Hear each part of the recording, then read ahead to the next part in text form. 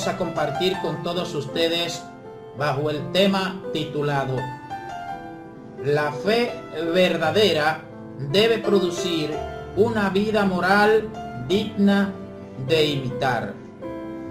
Oremos para que sea el Señor edificándonos por medio de su palabra. Padre eterno que estás en el cielo, en esta hora nos presentamos delante de ti.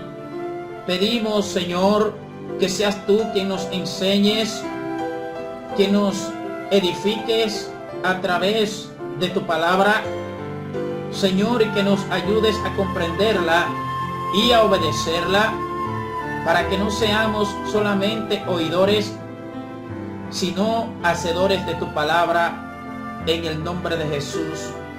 Amén. La fe verdadera debe producir una vida moral digna de imitar. Leamos un texto bíblico que nos va a servir de base para desarrollar este tema.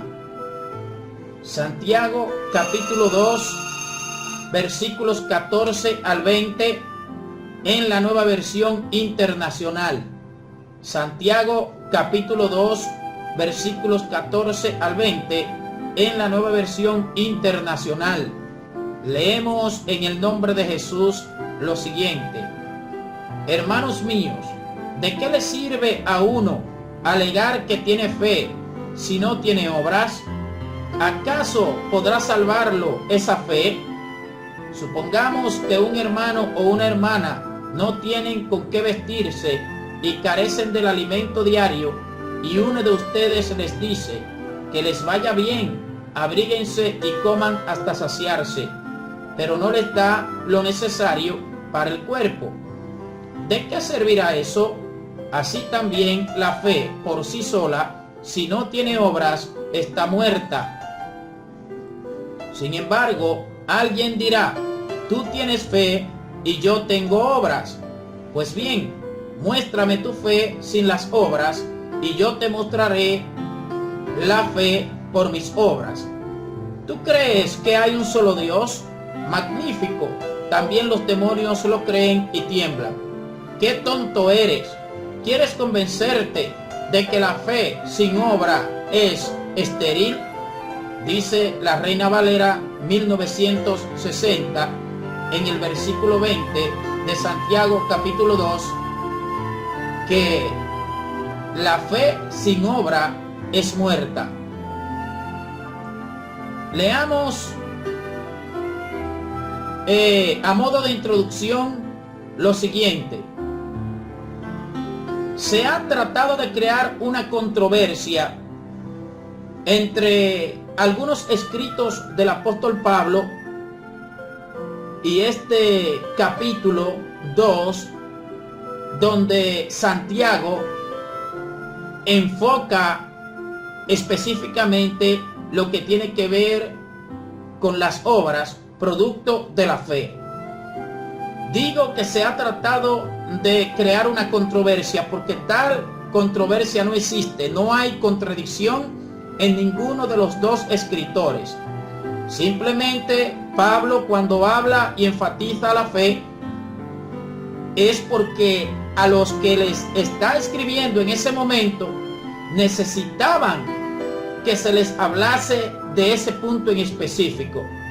Es decir, si hay una persona que está creyendo que somos aprobados por Dios y que lo importante delante de Dios son las obras, esa persona en ese momento, bajo esas circunstancias, necesita que se le explique que no son las obras solamente que nos aprueban delante de Dios, sino que esas obras tienen que ser el producto de una fe genuina.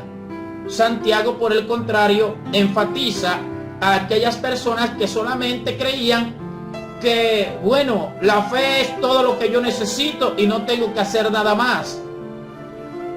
No tengo que dar frutos de esa fe que yo digo que tengo.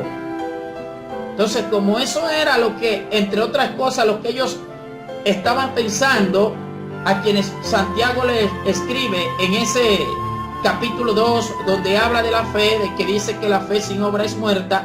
Entonces Santiago especifica que cuando decimos que tenemos fe, si esa fe es verdadera, va a dar frutos correspondientes a ella.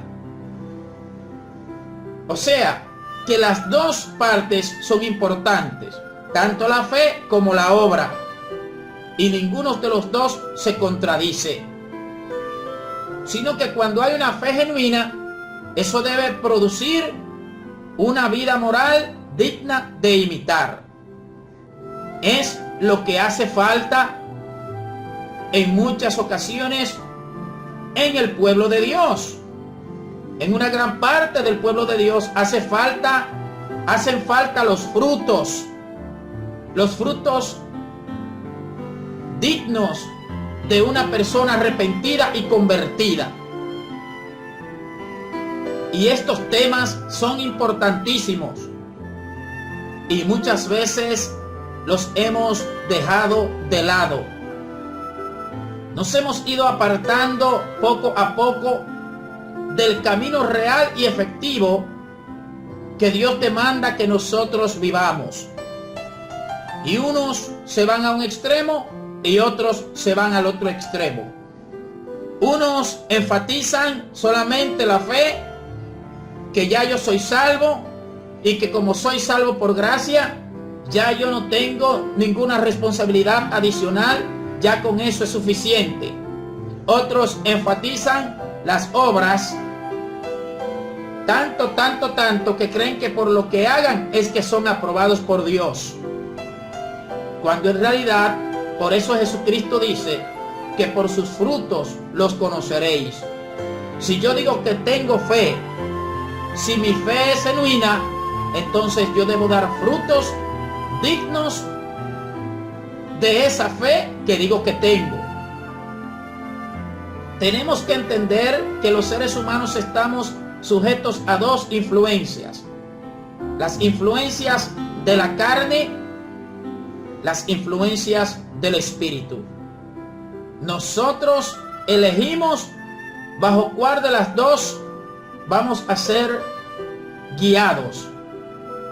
Cuando la Biblia habla de la palabra carne o de la naturaleza de la carne, esa palabra carne, valga la redundancia de la palabra, procede del griego sarx, S-A-R-X,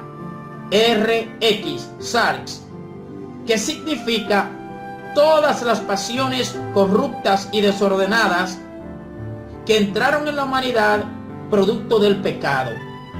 Cuando la palabra menciona carne en ese contexto, como en Gálatas capítulo 5, que vamos a leer más adelante, no se está refiriendo específicamente a la carne física como tal, sino a los placeres desordenados, corruptos, a la manifestación pecaminosa en el ser humano. Las obras de la carne, Gálatas 5, 19 al 21 en la Nueva Versión Internacional.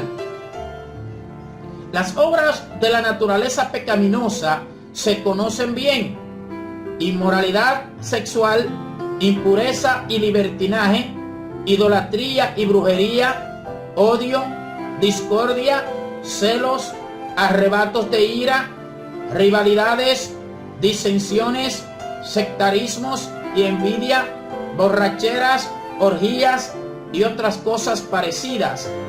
Les advierto ahora, como antes lo hice, que los que practican tales cosas no heredarán el reino de Dios. El que practica tales cosas no heredará el reino de Dios. No dice que si está dentro de una iglesia, no dice que si está desempeñando un ministerio, no dice que si ora mucho u ora poco, que si habla lengua o no habla, no dice que si es rico o si es pobre, no dice que si es recién convertido o si tiene mucho tiempo en el evangelio. Dice que el que practica las obras de la carne no heredará el reino de Dios. Y porque esto es tan importante, recuerden que hemos dicho que estamos sujetos a dos influencias. La influencia de la carne, que procede del griego sarx, S-A-R-X, y que se refiere a todos los placeres corruptos, pecaminosos, que entraron en la humanidad producto de la desobediencia del pecado, o la influencia del Espíritu Santo de Dios. Nosotros elegimos bajo cuál de las dos ser dirigidos, según nuestra inclinación. Vamos a ver las definiciones de algunas de estas obras de la carne, porque es muy importante que sepamos a qué se refieren. Definiciones: adulterio, fornicación. La palabra fornicación es palabra comprensiva que abarca todo acto sexual ilícito, incluye la homosexualidad e incesto, como vemos en 1 Corintios 5:1. Algunos hermanos siempre definen la palabra fornicación como la relación sexual entre solteros, pero esta palabra tiene un significado mucho más amplio en la Biblia. Inmundicia, término que encontramos en Romanos 1:24 y en 2 Corintios 12:21, además, por supuesto, del texto que hemos leído, Gálatas 5:19-21. La inmundicia se refiere a toda indecencia, suciedad de mente, de pensamientos, de deseos, de conducta, de palabras, por ejemplo, chismes sucios. Todo aquello que es sucio y censurable produce disgusto y repugnancia. Para evitar toda forma de inmundicia es necesario limpiar el corazón, como vemos en Proverbios 4:23, en Mateo 5:8 y en Marcos 7:21-23. Con el pensamiento, por eso dice Mateo capítulo 5, versículos 26 en adelante, específicamente en el 27 y el 28, que el que mira a una mujer para codiciarla ya adulteró con ella en su corazón. ¿Por qué? Porque Dios le da más importancia a las intenciones que a los hechos mismos. Es por eso que cuando tenemos pensamientos impuros, pensamientos sucios, cuando hacemos chistes sucios, cuentos rojos y cosas semejantes, estamos practicando inmundicia, cosas que pertenecen a las obras de la carne. Lascivia, término que encontramos en Romanos 13:13, 2 Corintios 12:21. Hay dos pensamientos principales que definen la lascivia. 1. Libertinaje, ausencia de restricción, conducta desenfrenada, es decir, desenfreno de disolución, término que encontramos en 1 de Pedro capítulo 4, verso 4, entregándose a rienda suelta a los impulsos y pasiones carnales, conducta muy vergonzosa. 2. Sin avergonzarse, es como el profeta dice: ¿se han avergonzado de haber hecho abominación? Ciertamente no se han avergonzado, ni aún saben tener vergüenza. Por tanto, caerán entre los que caigan, cuando los castigue caerán, dice Jehová. Jeremías 6:15, Efesios 4:19.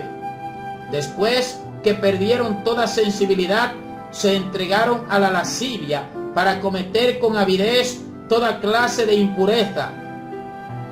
Véase para una referencia 1 de Timoteo capítulo 4 versículo 2. Cuando una persona pierde la sensibilidad por los principios éticos y morales, cuando ha perdido la sensibilidad y el temor a Dios, hace cosas indecibles. Por ejemplo, usted puede observar eso en algunos artistas tanto hombres como mujeres. Una artista conocida como Lady Gaga, por ejemplo. Esa señora se presenta en los escenarios de una forma, óigame, que usted a veces se pregunta, pero es que no tiene vista, es que no tiene asesores, es que está ciega ella y están ciegos los asesores. Son personas que no tienen ningún tipo de escrúpulo, no tienen vergüenza. Esas personas han perdido la sensibilidad por lo moral. Todo para ello es aceptable, todo lo inmoral es aceptable, y así sucesivamente. Practican la lascivia, han perdido la sensibilidad, no tienen ningún tipo de vergüenza, cometen aberraciones abominables.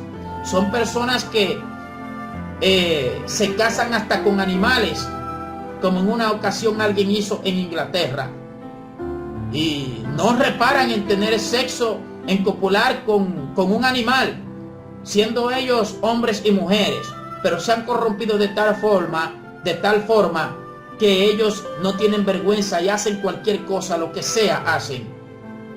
3. Las palabras borracheras y orgías caben en la misma categoría. Son términos que se refieren a las actividades, funciones y fiestas en las cuales se emborrachan con alcohol y otras drogas, bailan, pelean, blasfeman, maldicen y se entregan vergonzosamente a sus pasiones carnales. 4. Los conciertos famosos, esos infames conciertos para grupos rock and roll, son una demostración bien clara de lascivia. La forma de hablar, de cantar, de vestirse, es decir, desnudarse, y el comportamiento en general de estos famosos estrellas y artistas, entre comillas, demuestra también la extrema decadencia de nuestra sociedad civilizada, entre comillas, la misma que mata casi 2 millones de infantes cada año y que proclama fuertemente los derechos de los homosexuales. 5. Los tales no temen a Dios y no respetan a nadie, ni a sí mismos. No consideran a nadie ni a sus propias familias. Son abusivos de todos. Esas naciones que muchas personas se descuellan por ir a esas naciones y hasta por vivir allá. Es cierto que el ingreso per cápita de esas naciones es muy por encima de los ingresos per cápita de la mayoría de los países latinoamericanos, países conocidos como de tercer mundo, otros también en vía de desarrollo. Pero sin embargo, todavía en nuestras naciones latinoamericanas, en el Caribe, aunque nos tengan en el último lugar muchas veces porque entiendan que nosotros que no somos desarrollados, que no tenemos inteligencia y que no tenemos riquezas, pero por lo menos por la misericordia de Dios nos queda algo de moral todavía. Todavía no nos hemos depravado tanto como aquellas naciones que se jactan de ser las más inteligentes y las más ricas en el mundo, pero que cuando usted analiza desde la perspectiva espiritual, vienen a ser más pobres y más miserables que los países pobres, pero que todavía respetan la moral, que todavía tienen algo de temor a Dios. Es importante saber eso. ¿Dónde se aprueban las leyes inmorales? Las leyes que legalizan el matrimonio entre personas de un mismo sexo, hombre con hombre, mujer con mujer. ¿Dónde se aprueban? En esas naciones que se jactan de ser inteligentes, de ser ricas. Sin embargo, Apocalipsis capítulo 3, versículos 17 en adelante, Jesucristo le dice: tú tienes fama de que eres rica, pero no sabes que eres una pobre, una desventurada. Compra oro de mí para que se vista tu desnudez. Y repito que muchas veces incluso cristianos y cristianas se descuellan por vivir en esas naciones. ¿Por qué? Principalmente por el aspecto financiero, por el amor al dinero. De eso vamos a hablar más adelante con más detalle. No hay ningún problema en viajar, no hay ningún problema en trasladarse a cualquier nación o país que Dios le permita, que usted decida y Dios le apruebe. Pero sepa que el dinero no lo es todo. Sepa que los edificios no lo son todo. Sepa que tener muchos vehículos no lo es todo. Sepa que los principios éticos y morales son los que nosotros podemos emplear en nuestra vida y que nos pueden acercar o nos pueden alejar de Dios. Recordemos que 2 Corintios capítulo 4 versículo 18 dice que pongamos nuestra mirada en las cosas espirituales que son eternas y no en las de la tierra, porque estas son pasajeras. Colosenses capítulo 3 versículos 1 en adelante dice que pongamos nuestra mirada en las cosas de arriba, donde está sentado Cristo. Pero nos hemos olvidado de que aparte de tener fe en Dios y de confesar a Jesucristo como Señor y Salvador de nuestra vida, y de que somos salvos por gracia, por medio de la fe, y que no somos salvos por obra, por lo cual no debemos gloriarnos de la salvación, sino que Dios nos ha hecho ese favor.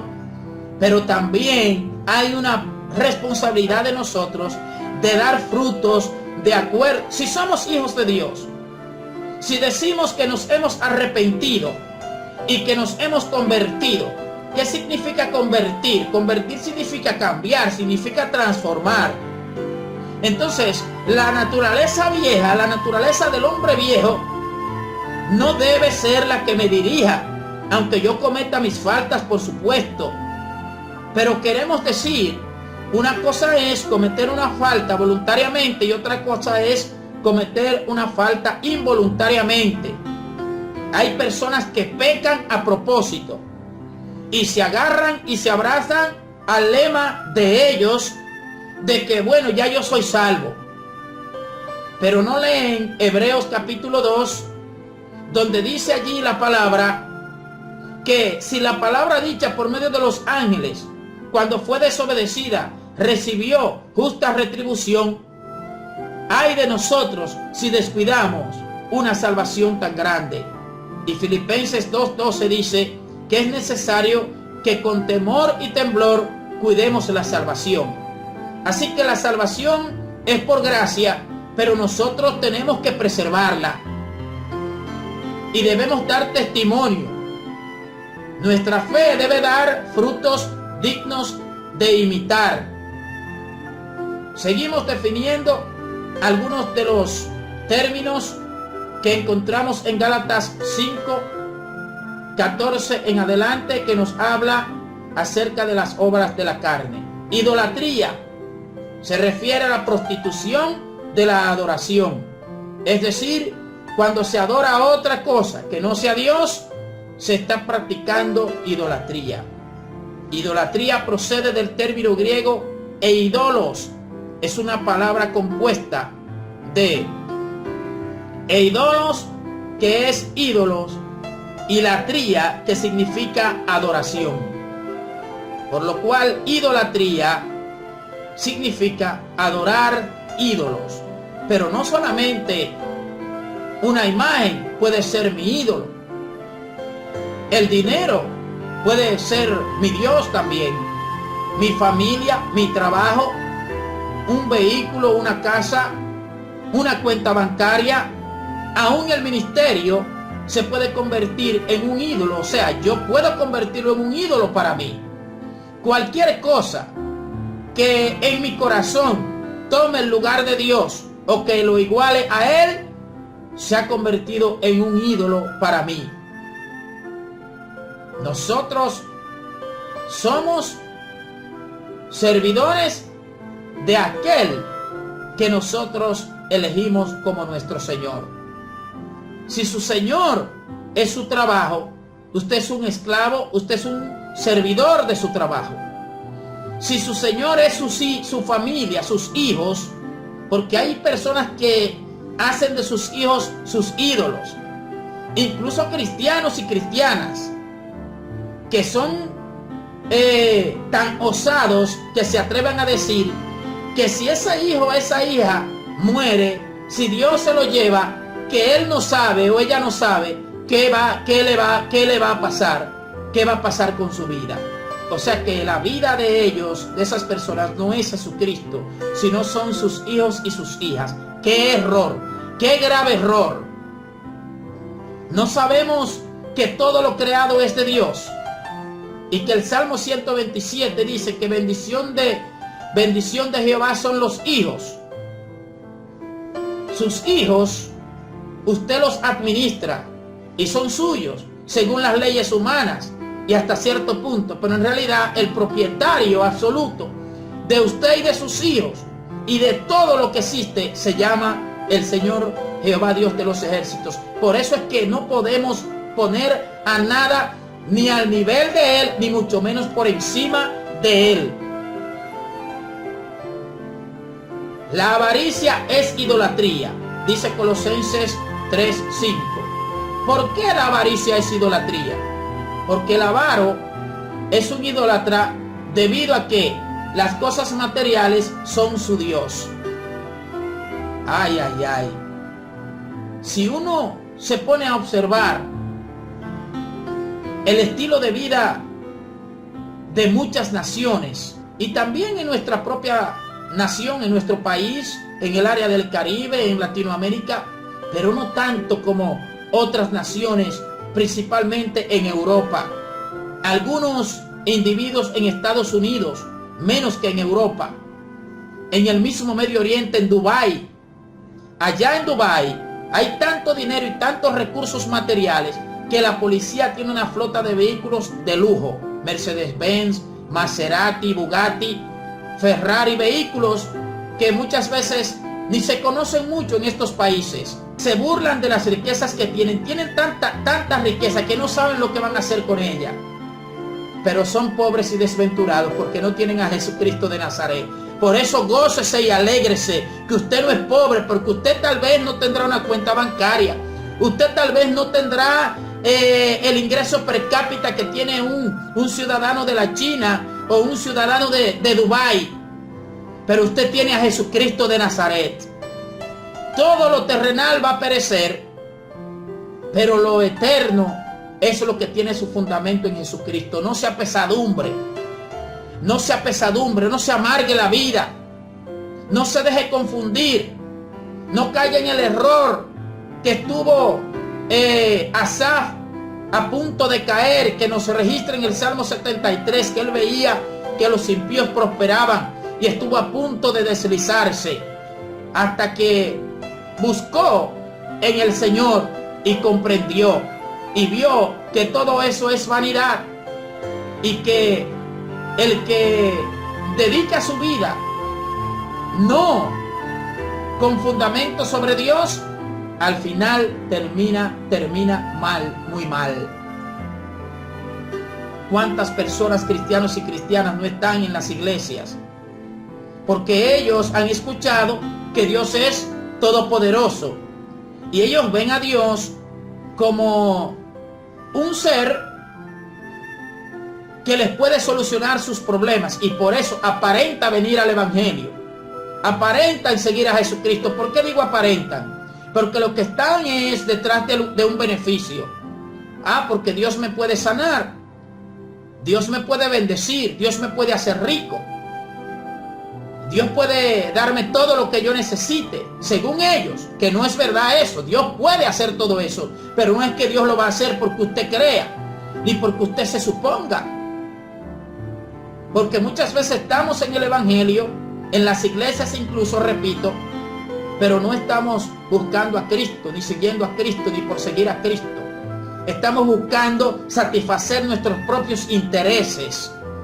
Estamos buscando satisfacer nuestros propios deleites. Seguimos definiendo obras de la carne.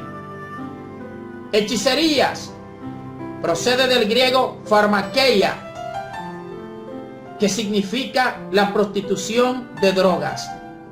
Originalmente, la palabra pharmakeia se refería simplemente al uso de drogas como medicina, pero con el uso de la medicina se practicaban encantamientos para proteger al paciente de los poderes demoníacos y para impresionarles con los recursos y poderes del encantador. Esto según el diccionario del Nuevo Testamento de W.E. Vine. En Hechos 19:19 es el ejemplo de lo que se debe hacer con los libros de tales artes, es decir, con los libros de hechicería. ¿Qué se les debe hacer? Se deben quemar, como hicieron los cristianos, que se registra aquí en Hechos 19:19. También deben ser quemados todos los amuletos, talismanes, horóscopos, crucifijos y otros artículos cuyo diseño o intención es supuestamente para protegerse de fuerzas ocultas o para traer buena suerte. Nunca un cristiano, si confía en Dios, debe utilizar ningún tipo de amuleto, porque él sabe que el poder está en Dios, no en ningún resguardo ni ninguna cosa parecida. Nuestra vida está en las manos de Dios. No debemos o no dependemos de la suerte ni de la fortuna buena. Nuestro destino no está en las estrellas. Nuestro destino está en Dios si usted ha decidido entregar su vida a Él. Así que no hay que buscar el futuro, ni hay que buscar buena suerte, ni hay que buscar nada fuera de Dios. Enemistades, otra manifestación de las obras de la carne. Riñas, disputas, querellas. Efesios 2, 14 y 16. Este pecado es un problema grande en muchos hogares y en muchas iglesias de Cristo, como lo era en el primer siglo, mayormente en Corinto y en Galacia. Causó grandes problemas en estas iglesias. El pecado de enemistades.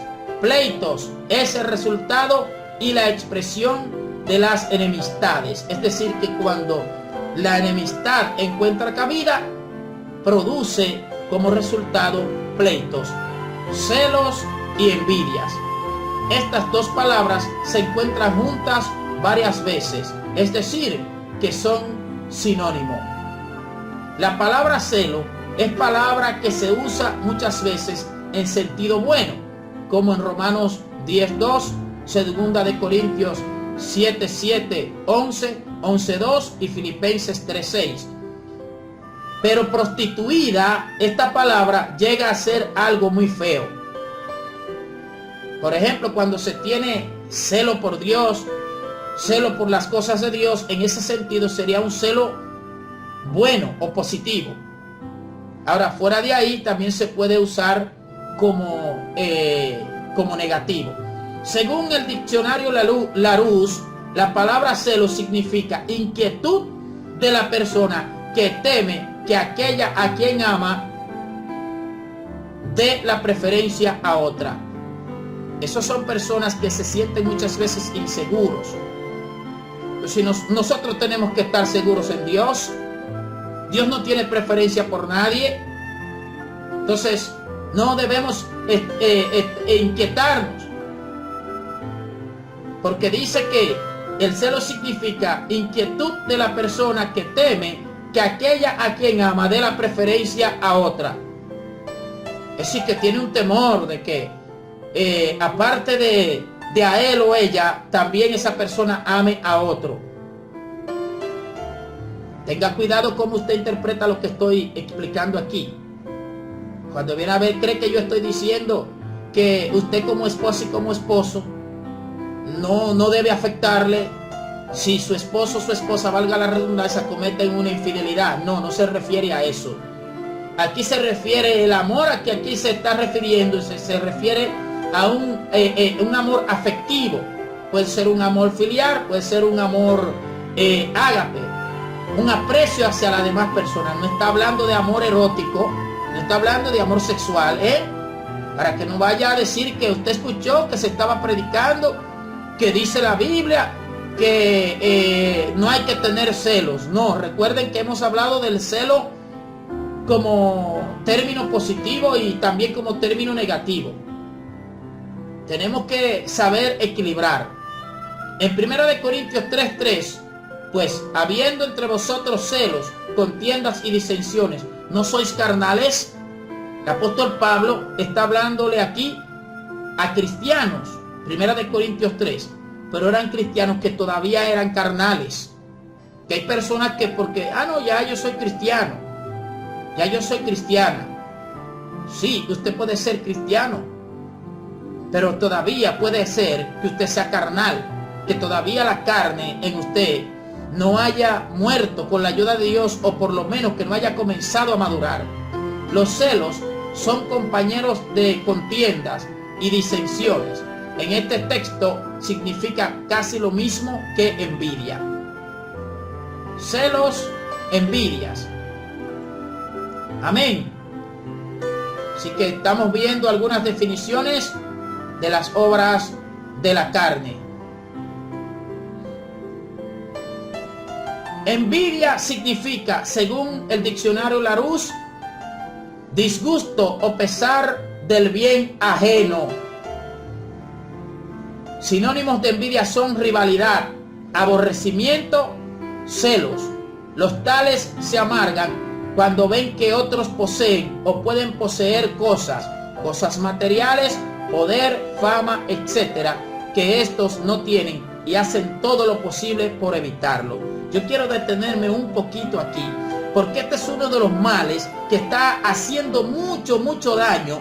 Esto está carcomiendo como gangrena mucha gente dentro del cuerpo de Cristo, en todos los niveles, a niveles de ministros y a niveles de laicos. La envidia, que es un disgusto o pesar por el bien ajeno. Óigame, es algo que da asco, es algo que apesta, es algo que inquieta, incomoda y hasta enoja. Que uno vea que una persona llamándose ministro, llámese apóstol, un profeta, un pastor, un evangelista, un maestro, o de cualquier otra área de los ministerios, actúe dirigido por la envidia. Y lo que más muchas veces enoja e incomoda es que no lo reconocen y viven su vida como que nada está pasando, como que ellos no están haciendo nada, y se jactan y se llenan de orgullo diciendo: yo soy esto, yo soy lo otro, yo soy mi ministro fulano de tal, yo soy reverendo fulano de... ¿Qué importa que usted sea reverendo? ¿Qué importa que usted sea ministro? ¿Qué importa que usted sea esto o sea aquello? Lo que importa delante de Dios es que usted viva una vida que Dios demanda que usted viva, para que los demás lo sigan a usted por el buen ejemplo que usted le está dando. ¿Usted cree que lo que importa es el nombre? ¿Usted cree que lo que importa es el título? Con título no se va a ningún lado. Con título ni por título no se entra en el cielo. Claro que hay que estudiar. Yo soy ingeniero electromecánico, que le está hablando aquí. Ingeniero electromecánico soy yo. Y soy uno de los abanderados número 1 de los estudios. Y no solamente eso, aparte de eso, si usted va a mi casa un día, usted va a encontrar ahí diplomas y certificados de cursos que yo he hecho que usted no se imagina. Pero ninguna de esas cosas no es por eso que se entra al cielo. No es porque usted se llame pastor, ni reverendo, ni evangelista, ni apóstol, ni maestro. No es por eso que usted va a entrar en el reino de los cielos, ni por eso usted está siendo aprobado por Dios. Usted va a ser aprobado por Dios cuando usted viva la vida y desempeñe la función que Dios le ha permitido desempeñar, pero de acuerdo a la naturaleza y a la guianza y dirección del Espíritu Santo de Dios. Pero también usted laico, usted que a lo mejor no tiene ninguna función en la iglesia, sepa usted que la envidia no es de Dios. La envidia es una obra, forma parte de las obras de la carne. Y a todos, en un momento determinado, a todos, trata la envidia de asaltarnos. Ahora, tratar de ser asaltado no es lo mismo que dejarse asaltar y dejarse dirigir por la envidia, que es lo que pasa muchas veces. Yo observo mucho esto en esta ciudad, y me disculpan los puertoplateños, yo no soy de aquí. Yo no soy puertoplateño nativo. Yo estoy aquí porque el Señor, cuando yo vine aquí, trasladado de la capital de un trabajo, después yo me iba y el Señor me dijo que me quedara en esta ciudad, que Él fue que me trajo. Así yo me he quedado aquí. Pero yo observo que aquí hay mucha envidia. Entre ustedes mismos, ustedes se pelean y se tronchan los caminos, y por eso no avanza más la obra de Dios entre ustedes, entre su ciudad y su pueblo. Porque se dirigen por eso. Muchos se dirigen por eso y se cortan las manos el uno hacia el otro. Se cortan las manos. Se meten el pie el uno al otro para que caiga, para que no avance. Eso se llama envidia, se llama eso. Y por eso el cuerpo de Cristo y la obra de Cristo no avanza mucho más en esta ciudad. No solamente en esta ciudad que existe eso. Eso existe donde quiera que hay seres humanos. Pero entonces después vamos a las iglesias a estar hablando y a estar cantándole a Dios y a estar levantando las manos. Dice que Señor te alabo y que Señor te adoro y que Señor esto y que Señor lo otro. Mentira. Eso es mentira. Vamos a reconocer y a dejar la hipocresía, el engaño y la mentira para que Dios nos sane. Si no, no va a avanzar. No hablemos de avivamiento, ni hablemos de bendición de Dios, ni hablemos de cambio, ni hablemos de transformación, si nosotros no deponemos nuestras actitudes que muchas veces tenemos. Evangelistas, ministros, en todos los niveles, jerárquicamente hablando, la envidia es que lo dirige. No es que la envidia se le levanta y ellos la someten, no. Es que la envidia lo dirige. Las decisiones las toman por envidia. Le impiden a los otros avanzar por envidia, por el celo y por el orgullo. Y eso no es que nadie me lo ha dicho a mí, es que yo lo veo. Hace mucho tiempo que lo veo.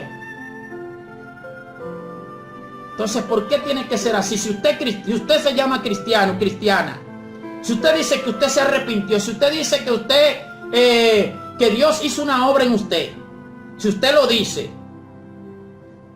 si usted dice que el Espíritu Santo le dirige a usted, entonces, ¿por qué no se manifiestan las obras del Espíritu en su vida? Y lo que se manifiestan son las obras de la carne. Si ese es su caso, estoy diciendo.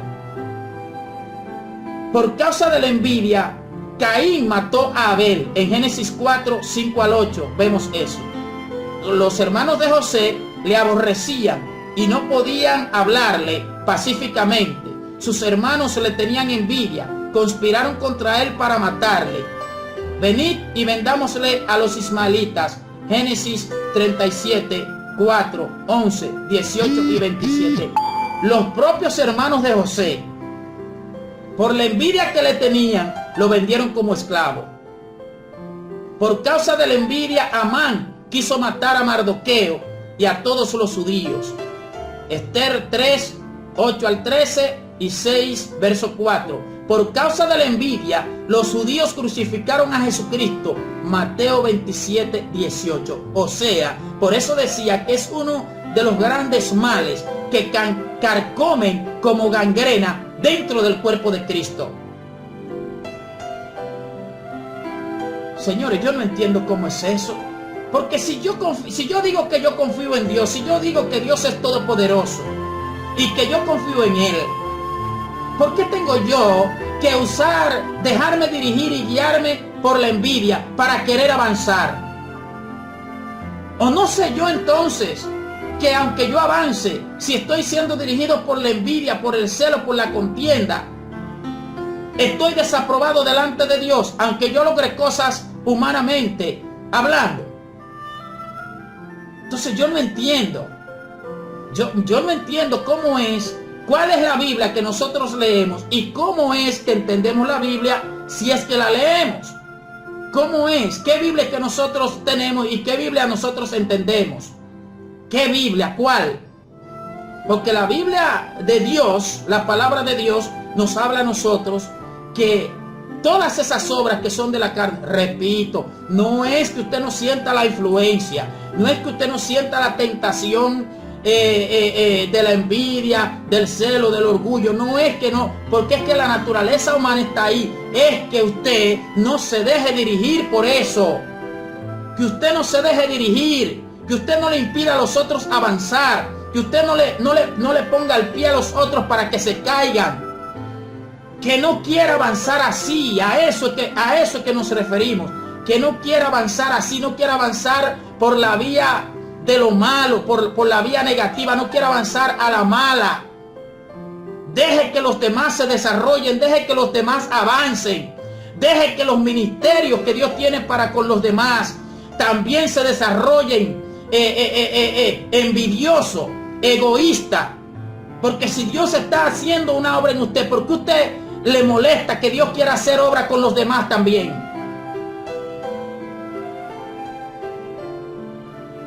Que ese es el problema del ser humano. Y después venimos y que vamos a orar y que por avivamiento. ¿De cuál avivamiento? ¿Cuál avivamiento va a venir? Usted ha visto que donde hay envidia, celo y rivalidad y disensiones, el Espíritu Santo se manifiesta ahí, ¿acaso? Ni va a traer los propósitos del Padre ahí. Vamos primero a sanarnos. Vamos primero a quitar todas esas barreras que son las que impiden que el propósito de Dios se manifieste en la tierra. Y repito, no es solamente en esta ciudad, es donde quiera que hay seres humanos. Donde quiera que hay seres humanos, va a estar la naturaleza pecaminosa tratando de sobresalir y tratando de dirigir. Ahora bien, Santiago capítulo 3, versículos 13 en adelante, en la Nueva Versión Internacional, dice lo siguiente: ¿quién es sabio y entendido entre vosotros? Muestre por la buena conducta sus obras en sabia mansedumbre. Si somos sabios, como muchas veces decimos, entonces debemos mostrar las buenas obras. Nuestra conducta debe manifestarse con buenas obras. Ay, pero mire lo que dice el versículo 14, escuche bien.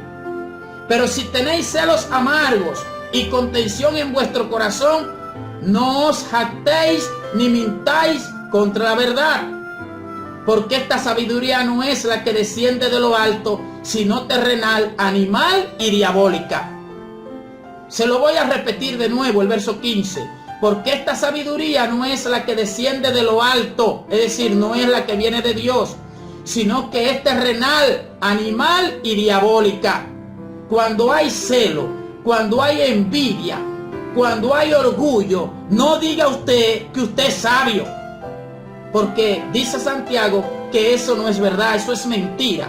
Porque la envidia, el celo y el orgullo, eso no procede de Dios. Eso es animal, terrenal y diabólico. Santiago capítulo 3, versículos 13 en adelante. Porque donde hay celos y contención, allí hay perturbación y toda obra perversa. Pero la sabiduría que es de lo alto es primeramente pura, después pacífica, amable, benigna, llena de misericordia y de buenos frutos, sin incertidumbre ni hipocresía. ¿Cuánta gente actuando con hipocresía, actuando con lisonja, actuando con risas falsas, actuando con abrazos falsos, actuando con Dios le bendiga falsos? Y son tan osados que dicen que eso es sabiduría. No, Dios dice que eso es hipocresía, que eso es falsedad, que eso es ironía. Hermano, Dios le bendiga. Hermana, Dios le bendiga. Y Dios sabe que usted en su corazón muchas veces a ese hermano o esa hermana no le mocha la cabeza porque sabe que va para la cárcel si lo hace. Entonces, eso es mentira, porque usted no quiere que Dios le bendiga nada. Usted no le ama nada, porque si le amara, no le odiara en su corazón. Y lo grande del caso es que vamos a la iglesia religiosamente martes, jueves, domingo. Otros van más días, otros van incluso los 7 días a la semana, hablan muchísimas lenguas, oran muchísimo, ayunan muchísimo, y lo más importante que tienen que hacer, guardar su corazón con la ayuda de Dios, no lo hacen. Y el fruto de justicia se siembra en paz, dice Santiago capítulo 3, versículo 18, en paz para aquellos que hacen la paz. Santiago 4, versículos 1 en adelante dice, estoy leyendo en la Biblia, yo estoy leyendo en la Biblia. Si usted tiene Biblia, usted puede anotar los textos bíblicos y leerlo luego. Santiago capítulo 4, en la Nueva Versión Internacional, ¿qué dice? Dice, ¿de dónde surgen las guerras y los conflictos entre ustedes? Note que Santiago le está hablando a cristianos aquí. No es a impíos, no es a personas inconversas que Santiago le está hablando aquí. Santiago capítulo 4 dice, ¿de dónde surgen las guerras y los conflictos entre ustedes? Oiga, entre cristianos, entre esos cristianos había guerra y conflictos. Oiga eso. Dice el apóstol Santiago, el Espíritu Santo a través de él, no es precisamente de las pasiones que luchan dentro de ustedes mismos, es decir, que el origen de las guerras y los conflictos entre ellos eran los propios intereses que habían dentro de sí mismos. Y eso era lo que los hacía pelearse con los demás. Lo mismo que acontece hoy en día, lo que yo decía anteriormente, cuántas personas no le tronchan el avance a los demás. Dentro de la iglesia, yo estoy hablando dentro de la iglesia, yo no estoy hablando fuera. Porque el que no es cristiano puede hacer cualquier cosa y no se le computa como pecado. Porque todo lo que él hace es pecado, él no está en el reino de Dios.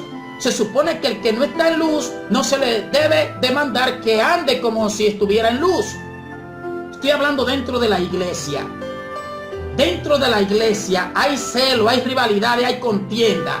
Y eso es lo que provoca que unos traten de bloquear a otros, traten de frenarlos, traten de impedir.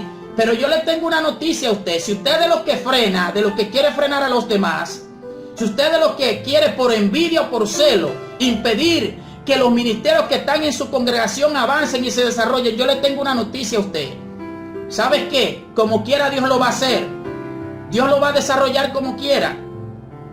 Esos vasos e instrumentos que Dios ha marcado, no importa que usted se lo quiera impedir, no importa que usted los quiera sentar. No importa que usted lo quiera frenar, que usted le quiera poner barreras, que usted le quiera cerrar las puertas. No importa que usted quiera hacer eso, como quiera, Dios va a hacer lo que Dios ha dicho que va a hacer con ellos. ¿Usted sabe por qué? Porque usted no tiene poder para frenar lo que Dios ha determinado, aunque usted se crea muy grande. Porque muchas veces nos creemos grandes, porque tenemos tal función, nos creemos que somos, óigame, creemos que hasta Dios podemos darle una orden. ¡Qué error! ¡Qué ignorancia! A Dios nadie le puede dar orden y nadie puede frenar lo que Dios determina hacer. Sus propósitos, ¿quién los estorbará? Isaías 43:13 lo dice.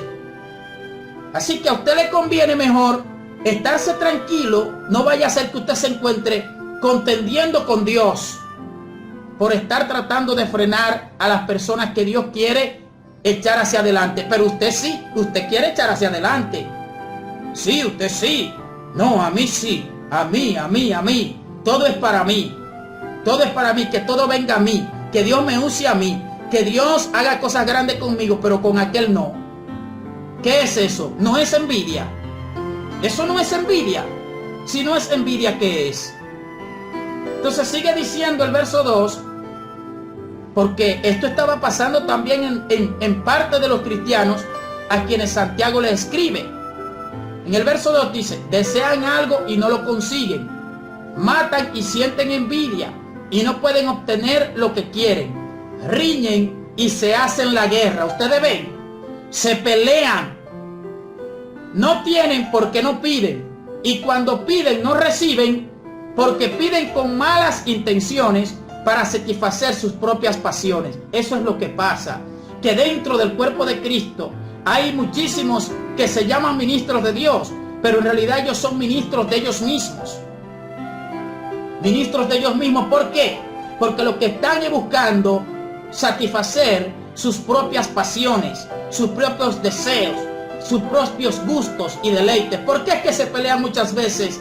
Un ministro con otro se pelea. ¿Usted sabe por qué? Porque no comprenden ningunos no comprenden que todos son servidores, son colaboradores de Dios, que el dueño de la viña es Dios, no es ningún hombre. Ningún hombre ha muerto ni ha derramado sangre en cruz para decir que él tiene una iglesia. La iglesia es el grupo de personas que Jesucristo rescató con su sangre derramada en la cruz del Calvario. ¿Usted derramó sangre por alguien? ¿En algún tiempo usted ha derramado sangre por alguien? ¿Usted ha entregado su vida por alguien? Si es así, usted tiene una iglesia.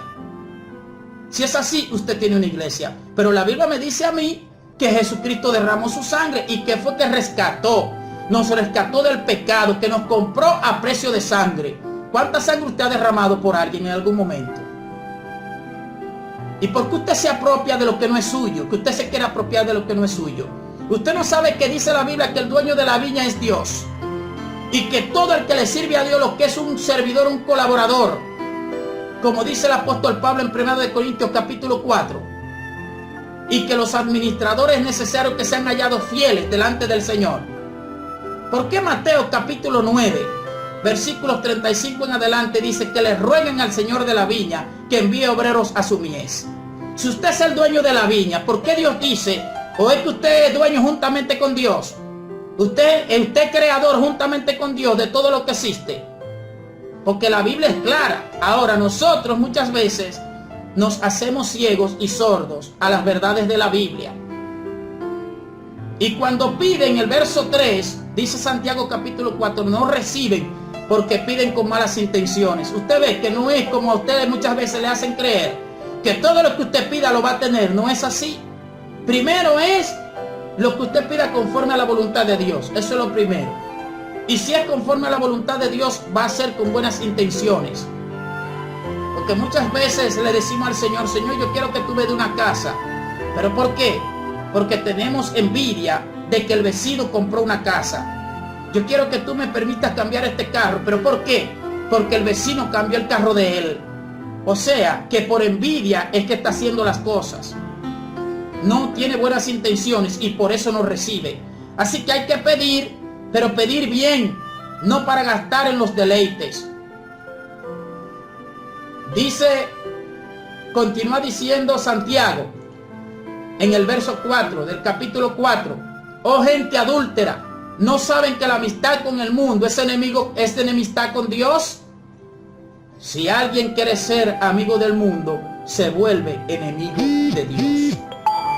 Si usted está amando al mundo, aunque usted esté en iglesia, aunque usted cante extraordinariamente bien, aunque predique extraordinariamente bien, si usted está amando al mundo, dice que usted está en enemistad con Dios. La verdadera fe debe producir una vida moral digna de imitar. Muchos han caído en la trampa, donde ya para ellos nada es nada. Nada es nada. Pueden vivir como quieran, pueden hacer lo que quieran, pueden hablar como quieran, vestir como quieran, amar al mundo, hasta darse sus tragos, hasta ir a los prostíbulos, según ellos. Y eso no es nada, porque lo que Dios mira es el corazón, según ellos. Y es verdad que en 1 Samuel 16, verso 7, dice que Dios lo que mira el corazón, pero usted tiene que leer bien, tiene que ver bien el contexto. Porque ¿qué usted me dice de 1 de Pedro capítulo 2, verso 11, que dice que nos abstengamos de los deseos carnales que combaten contra nuestra alma? ¿Qué usted me dice de Romanos 13, versículos 13 en adelante, que dice que no proveamos para los deseos de la carne? ¿Qué usted me dice de Romanos capítulo 12, versículos 1 en adelante, que dice que no nos conformemos, que no nos amoldemos al mundo? ¿Qué usted me dice de Efesios capítulo 4, versículos 17 en adelante, que nos dice que nos despojemos del viejo hombre que está viciado con los deseos engañosos y nos transformemos en el espíritu de nuestra mente y nos vistamos del hombre nuevo, el cual ha sido creado según Dios en la justicia y santidad de su verdad? ¿Qué usted me dice de eso? Si usted es de los que piensa, interpretando mal, que porque Dios lo que mira el corazón, no importa cómo vivamos. ¿qué usted me dice? Que usted le responde a Dios, porque Dios es quien manda. Dios es quien manda y dice a través del apóstol Santiago que la fe sin obra es muerta. Si Jesucristo, yo digo que tengo fe y que Él ha hecho una obra en mí, ¿por qué entonces lo que se sigue manifestando en mi vida son las obras de la carne? O sea, que no estoy hablando la verdad, estoy mintiendo. Y necesitamos ponernos a cuentas con Dios. ¿Por qué? Porque Jesucristo viene pronto. Y no todo el que le diga Señor, Señor, va a entrar en el reino de los cielos. No es porque usted esté en iglesia, no es porque usted ayude, no es porque usted diezme y ofrende, no es porque usted haga bien a los demás. Es porque su corazón se haya decidido verdaderamente por Dios y porque en realidad usted rechace todo lo que tiene que ver con la naturaleza pecaminosa, aunque usted como yo cometamos nuestras faltas y nos arrepintamos, pero no lo hacemos, no tomamos la libertad ni la salvación que Dios nos ha dado como un pretexto para pecar. La verdadera fe o la fe verdadera debe producir una vida digna de imitar.